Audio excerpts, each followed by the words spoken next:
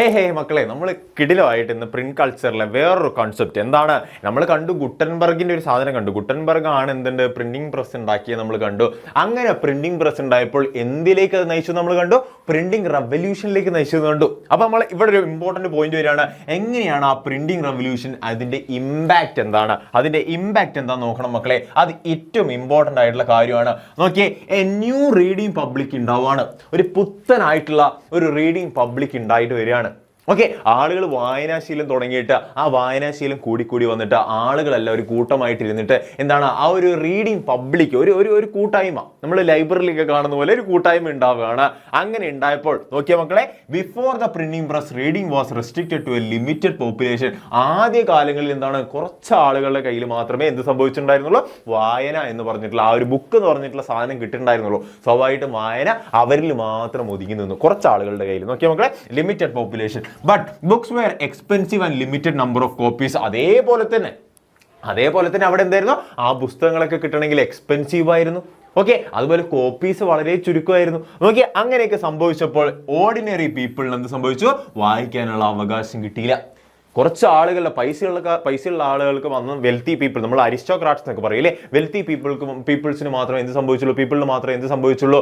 അവിടെയുള്ള കുറച്ച് ബുക്സും കാര്യങ്ങളൊക്കെ കിട്ടിയിരുന്നുള്ളൂ, അവർ മാത്രമേ വായിച്ചിരുന്നുള്ളൂ. ഓർഡിനറി പീപ്പിൾ, സാധാരണ കോമൺ ആയിട്ടുള്ള ആളുകൾക്ക് കിട്ടിയിരുന്നില്ല എന്നാണ് പറയുന്നത്. ബിഫോർ പ്രിന്റ് കൾച്ചർ എന്താണ്? അവിടെ ഒരു ഓറൽ കൾച്ചർ ഉണ്ടായിരുന്നു. അതുപോലെ books read loudly, the performance of folk stories. എന്താ മക്കളെ, പ്രിന്റിംഗ് റെവല്യൂഷൻ ഉണ്ടാവുന്നതിന് തൊട്ട് മുന്നിലുള്ള കാര്യം പറയുന്നത് എന്താണ്? നമുക്കൊരു ഓറൽ കൾച്ചർ ഉണ്ടായിരുന്നു. അതുവഴി ഫോക്ക് സ്റ്റോറീസും അതുപോലെ ഫോക്ക് സോങ്സ് ഒക്കെ ആയിട്ട് എന്ത് ചെയ്യുന്നുണ്ട്?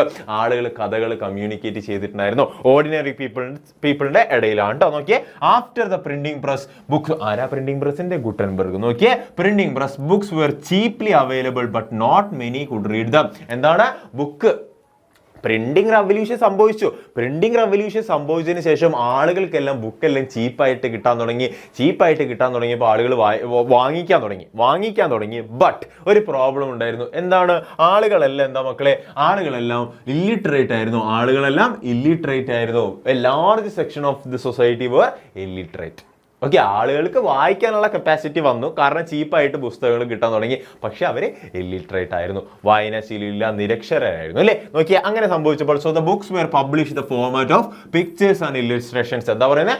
ചിത്രകഥകളിലൂടെയും അതുപോലെ ഇല്ലസ്ട്രേഷൻസിലൂടെയൊക്കെ എന്താണ് ആളുകൾക്ക് വായന എന്നത് മാറ്റി നിർത്തിയിട്ട് കാഴ്ച കാണുമ്പോൾ ഓക്കെ ഇന്നതൊക്കെയാണ് കഥ എന്ന് നമ്മളെ ഭാവനയിൽ ഇമാജിനറിയിലി ഒരു കഥ സൃഷ്ടിക്കാൻ സാധിക്കുന്ന തരത്തിൽ പിക്ചേഴ്സ് ഒക്കെ വെച്ചിട്ടുള്ള പുസ്തകങ്ങളും കാര്യങ്ങളൊക്കെ ഇറങ്ങാൻ തുടങ്ങി. നോക്കിയേ, gradually people became literate due to the availability of books. അങ്ങനെ ബുക്ക് പതുക്കെ ഓരോരുത്തർക്കും കിട്ടാൻ തുടങ്ങിയപ്പോൾ ആളുകൾ റീഡ് ചെയ്യാൻ തുടങ്ങി.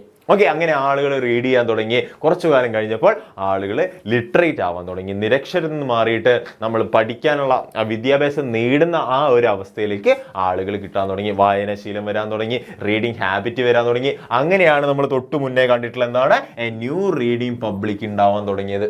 ഓക്കെ, അതാണ് മെയിൻ റീസൺ. അങ്ങനെയാണ് മക്കളെ ഇവിടെ ഏറ്റവും ഇമ്പോർട്ടൻ്റ് ആയിട്ട് മക്കൾ നോക്കേണ്ട കാര്യം, ആളുകൾ ഇങ്ങനെ റീഡിംഗ് കപ്പാസിറ്റി വന്നപ്പോൾ, ആളുകൾക്ക് വായനാശീലം വന്നപ്പോൾ ആളുകൾ ക്വസ്റ്റ്യൻ ചെയ്യാൻ തുടങ്ങി. എക്സിസ്റ്റിംഗ് സിസ്റ്റത്തിനെ ക്വസ്റ്റ്യൻ ചെയ്യാൻ തുടങ്ങി. അതിനെതിരെ നിലനിന്നിരുന്ന കുറേ കാര്യങ്ങൾ ഉണ്ടായിരുന്നു, കുറേ ഈവിൾസ് ഉണ്ടായിരുന്നു, അതിനെതിരെ ശബ്ദമുയർത്താൻ തുടങ്ങി. അന്ന് വരെ ആളുകൾക്ക് അറിയാത്ത കുറേ കാര്യങ്ങൾ അവർ ഈ പ്രിന്റിംഗ് റെവല്യൂഷൻ ഉണ്ടായ സമയത്ത് വായനാശീലം കിട്ടിയപ്പോൾ ഇതൊക്കെയാണ് സത്യം, നമ്മൾ ഇത്രയും കാലം കണ്ടതൊന്നുമല്ല സത്യം എന്ന് മനസ്സിലാക്കാൻ സ്റ്റാർട്ട് ചെയ്തു. അങ്ങനെയാണ് നോക്കളെ എന്താണ് റിലീജിയസ് ഡിബേറ്റ്സ് ഉണ്ടാവാൻ തുടങ്ങി. കുറച്ച് ആളുകൾ എന്തിനാണ്? പ്രിന്റിങ്ങിനെ പേടിക്കാനും തുടങ്ങി. ഈ ഭാഗം ഇമ്പോർട്ടൻ്റ് ആണ്, നിങ്ങളോട് ചോദിക്കും. ഓക്കെ, എസ്എ ക്വസ്റ്റ്യൻ ആയിട്ട് തന്നെ ചോദിക്കാൻ ചാൻസ് ഉണ്ട്. എന്താണ്? Religious debates and the fear of print. Okay, നോക്കിയേ മക്കളെ, in oral culture religious thoughts were passed from the generation to another. എന്താ മക്കളെ? ഒരു ജനറേഷനിൽ നിന്ന്, ഒരു തലമുറയിൽ നിന്ന് വേറൊരു തലമുറയിലേക്ക് എന്താണ് റിലീജിയസ് തോട്ട്സ് ഇങ്ങനെ ട്രാൻസ്ഫർ ചെയ്തുകൊണ്ടേ ഇരുന്നിട്ടുണ്ടായിരുന്നു. ആളുകൾക്ക് സത്യം എന്താണെന്ന് അറിയില്ല, എന്നാൽ പോലും അച്ഛൻ അപ്പൂപ്പന്മാരായിട്ട് ഇങ്ങനെ പറഞ്ഞ് കേട്ടിട്ട് ഇവരിങ്ങനെ കേട്ട് തലയിലാക്കിയിട്ടുണ്ടായിരുന്നു. അങ്ങനെ സംഭവിച്ചെടുത്ത് blindly believe the religious authorities. എന്താ പറയുന്നത്? അവർ ബ്ലൈൻഡ്ലി ബിലീവ് ചെയ്തു. ഈ കേട്ട കാര്യങ്ങൾ മൊത്തം എന്താണ്? കണ്ണടച്ച് വിശ്വസിച്ചു എന്നാണ് പറയുന്നത്. നോക്കി എന്താ പറയുന്നത്? People were illiterate so they couldn't read spiritual or religious text. സത്യം എന്താണെന്ന് അവർക്ക് മനസ്സിലാക്കാൻ പറ്റിയിട്ടുണ്ടായിരുന്നില്ല. കാരണം എന്താണ്, അവർ ഇല്ലിറ്ററേറ്റ് ആയിരുന്നു.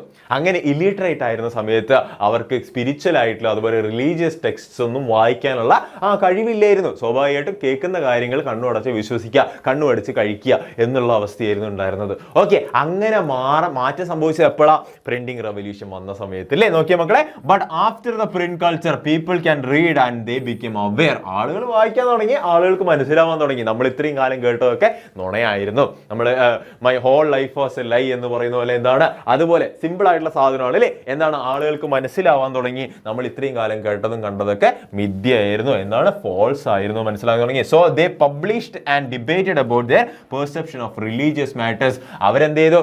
അവർ വായിക്കാൻ തുടങ്ങി, അതുപോലെ വായിച്ച കാര്യങ്ങൾ സംസാരിക്കാൻ തുടങ്ങി, അവരുടെ പെർസെപ്ഷൻസ് എന്ത് ചെയ്തു? അവർ പറയാൻ തുടങ്ങി. ഓക്കെ, അങ്ങനെ സംഭവിച്ചു. എന്താണ്, എന്തിന്റെ ഭാഗമായിട്ട്? ആ പ്രിന്റിംഗ് റെവല്യൂഷന്റെ ഭാഗമായിട്ട് സംഭവിച്ച വലിയൊരു ഷിഫ്റ്റ് ആണ് അത്. നോക്കിയ മക്കളെ, and they want to get rid of the old age norms. അവർക്ക് എന്താണ് വേണ്ടത്?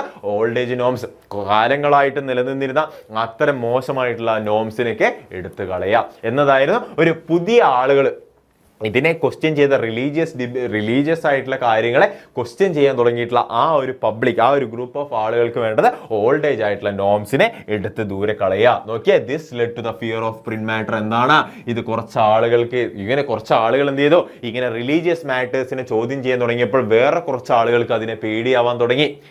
നമ്മൾ ഇത്രയും കാലം പറഞ്ഞുകൊണ്ടിരുന്ന കാര്യങ്ങളൊക്കെ അവർ എതിർക്കുന്നുണ്ട്, ഓക്കെ നമ്മൾ പിടിക്കപ്പെടുമോ എന്നുള്ളൊരു പേടി ഉണ്ടാവാൻ തുടങ്ങി. അത് പ്രിന്റിംഗ് റെവല്യൂഷനെ വെറുക്കാനായിട്ട് കാരണമായി. ഈ കുറച്ച് ആളുകൾ ആരൊക്കെയാ മക്കളെ? നോക്കിയാൽ നമുക്ക് many thought that the circulation of these matters would lose their value leading to rebellious and irreligious ideas. എന്താ പറയുന്നത്? ഇങ്ങനെ കുറച്ച് കാര്യങ്ങൾ എന്തുണ്ട്, അവരുടെ മൂല്യച്യുതി എന്ന് പറയില്ലേ, എന്താണ്, വാല്യൂ ഡീഗ്രഡേഷൻ കാരണമാകും. അതുപോലെ ഇറലിജിയസ് ആയിട്ടുള്ള കാര്യങ്ങൾ, മതപരമായിട്ടുള്ള കാര്യങ്ങൾക്ക് എതിരായിട്ട് കുറെ പേര് സംസാരിക്കാനുള്ള കാര്യങ്ങളൊക്കെ ഉണ്ടാവും എന്ന് അവർ ഭയപ്പെട്ടു. നോക്കിയ മക്കളെ, for these reasons many wanted to restrict the print matters. അതിന്റെ കാരണത്താൽ കുറച്ച് ഗ്രൂപ്പ് ഓഫ് ആളുകൾക്ക് എന്താണ്, പ്രിന്റിംഗ് മാറ്റേഴ്സിനെ നിരോധിക്കണം, പ്രൊഹിബിറ്റ് ചെയ്യണം എന്നൊക്കെയുള്ള ആവശ്യങ്ങൾ വരാൻ തുടങ്ങി. റെസ്ട്രിക്റ്റഡ് ആക്കണം, അതിനെ നിയന്ത്രിച്ച് നിർത്തണം എന്നുള്ള രീതിയിലേക്ക് ആളുകൾ ചിന്തിക്കാൻ തുടങ്ങി. അങ്ങനെയാണ് മെയിൻ ആയിട്ട് ഈ ഭാഗത്ത് പറയുന്ന മക്കളെ. ഈ ഭാഗത്ത് നിങ്ങൾ ഓർത്തു വെക്കേണ്ട ഒരാളുടെ പേരാണ് മാർട്ടിൻ ലൂതർ. ആരാണ്? മാർട്ടിൻ ലൂതറിന്റെ പേരാണ് നിങ്ങൾ ഈ ഭാഗത്ത് ആലോചിച്ച് വെക്കേണ്ടത്. ഇത് ഇമ്പോർട്ടന്റ് ആണ്, ഇത് നിങ്ങളോട് ചോദിക്കും കേട്ടോ. ഈ ഭാഗത്ത് റിലീജിയസ് ഡിബേറ്റ്സ് എന്ന് കണ്ട അപ്പാട് നിങ്ങൾ ആലോചിച്ച് വെക്കുക ഇയാളുടെ പേര്, ഈ വ്യക്തിയുടെ പേര് ആരാണ്? മാർട്ടിൻ ലൂതർ ആണ്. ഒരു സോഷ്യൽ റിഫോമർ ആണ് അല്ലെ, ഒരു റിലീജിയസ് ആയിട്ടുള്ള അല്ലെങ്കിൽ സോഷ്യൽ ആയിട്ടുള്ള ഒരു റിഫോമർ ആണ്. ആര് മക്കളെ? Martin Luther. അദ്ദേഹം എന്താ ചെയ്തത്? 95 തീസിസ് എഴുതി. ആർക്കെതിരെ? റോമൻ കാത്തലിക് ചർച്ചസിനെതിരെ. എന്താണ്? 1517. എപ്പോഴാണ്? 1517 അദ്ദേഹം 95 തീസിസ് ആണ് എഴുതിയത്. ഓക്കെ, അങ്ങനെ 95 തീസിസ് എഴുതിയിട്ട് മക്കൾ ചിന്തിക്കുക, ഒരാൾ ഒരു തീസിസ് എഴുതണമെങ്കിൽ തന്നെ അത്രയും സമയം എടുക്കും. അദ്ദേഹം എന്ത് ചെയ്തു? 95 തീസിസ് ഒക്കെ എഴുതിയിട്ട് അത്രയും പ്രതിഷേധം ആരെ കാണിച്ചു? മാർട്ടിൻ ലൂതർ എന്ത് കാണിച്ചു? മാർട്ടിൻ ലൂതർ ആർക്കെതിരെ കാണിച്ചു? റോമൻ കാത്തലിക് ചർച്ചസിനെതിരെ കാണിച്ചു. ഓക്കെ, നോക്കിയ മക്കളെ, 1517 ആണ്, വർഷം മറന്നു പോരുത് കേട്ടോ. നോക്കിയ his idea spread like a forest fire. അദ്ദേഹത്തിന്റെ ഐഡിയ എന്ത് ചെയ്തു? ഒരാളുടെ കയ്യിൽ നിന്ന് വേറൊരാൾക്ക് ഷട്ട എന്ന് പറഞ്ഞിട്ട് എന്ത് ചെയ്തോ, അങ്ങനെ ട്രാൻസ്ഫർ ആവാൻ തുടങ്ങി. Okay, spread like a forest fire, കാട്ടുതീ പോലെ പടർന്നു എന്ന് പറയുന്നത്. Sale of 5000 copies in just 1 week. 7 ദിവസത്തിനുള്ളിൽ 5000 കോപ്പീസ് ഒക്കെ. മക്കൾ ചിന്തിച്ചേക്ക്, അന്ന് പ്രിന്റിംഗ് റെവല്യൂഷൻ ഇങ്ങനെ വളർന്നു വരുന്നേ ഉള്ളൂ. അതിന്റെ ഇടയ്ക്ക് വരെ 5000 കോപ്പീസ് ഒരാഴ്ച കൊണ്ട് വിൽക്കാൻ തുടങ്ങി. വിറ്റ് പോയി എന്നാണ് പറയുന്നത്. നോക്കിയേ, after this there was a split in the church itself which led to the Protestant Reformation. എന്താ പറയുന്നത്? പള്ളിക്കകത്ത് തന്നെ, റോമൻ കാത്തലിക് ചർച്ചിനകത്ത് തന്നെ എന്താണ്, ഒരു പ്രൊട്ടസ്റ്റന്റ് റിഫോർമേഷൻ ഒക്കെ സംഭവിച്ചു. അതിന്റെ ഇടയ്ക്ക് തന്നെ അതിന്റെ ഉള്ളിൽ ആളുകൾ തന്നെ സ്പ്ലിറ്റ് ആവാൻ തുടങ്ങി.